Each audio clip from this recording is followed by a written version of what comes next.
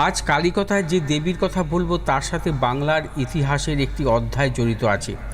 তার নামটিও ভারী অদ্ভুত। আজকের পর্বে দেবী বর্গেশ্বরী মহিমা এবং ইতিহাস। তখন বাংলায় বারবার বর্গী আক্রমণ হচ্ছে।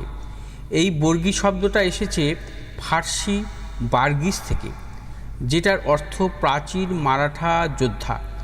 তারা ছিল বেজায় কট্টর হিন্দু, মাতৃশক্তির আরাধনা করত তারা। মুঘলরা ছিল তাদের প্রধান শত্রু। তখন বাংলায় নবাবী যুগ চলছে। অবিভক্ত বাংলায় বিহার উড়িষ্যার রাজধানী মুর্শিদাবাদ। মসনদে বৃদ্ধ নবাব আলীবর্দী খান, দৌহিত্র সিরাজদৌল্লা তখন কিশোর। সেই সময় রাতের আধারে একদল বর্গী ঘোড়া টগবগিয়ে হানা দিতে থাকলো বাংলায়। তারা গ্রামের পর গ্রাম জ্বালিয়ে দিতে থাকলো, লোকজনকে মেরে ধরে সব কিছু কেড়ে নিতে থাকলো। দোকানপাট বাজার সব তাদের অত্যাচারে বন্ধ হয়ে গেল। সবাই তাদের ভয়ে ঘর থেকে বেরোনো বন্ধ করে দিল। শান্ত বাংলা যেন হঠাৎ করে আতঙ্কের বাংলা হয়ে উঠল।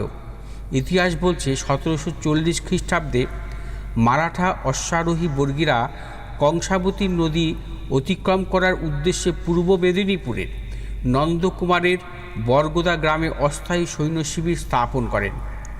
তাদের আগ্রহে তখন প্রতিষ্ঠিত হয় দেবী বর্গেশ্বরীর মন্দির, আর তখন থেকে মায়ের আরাধনা শুরু হয়।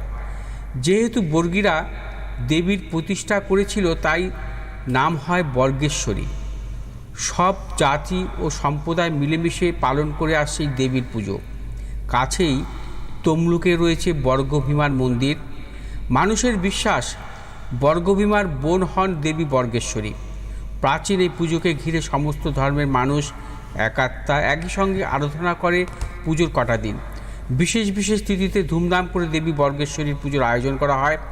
দুর্গা এবং কালী পুজোর সময় এখানে পুজো উপলক্ষে বিরাট উৎসব এবং পুজোতে ভোগ হিসেবে দেওয়া হয় গুড় এবং পিঠে।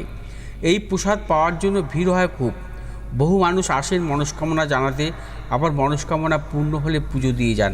আগামী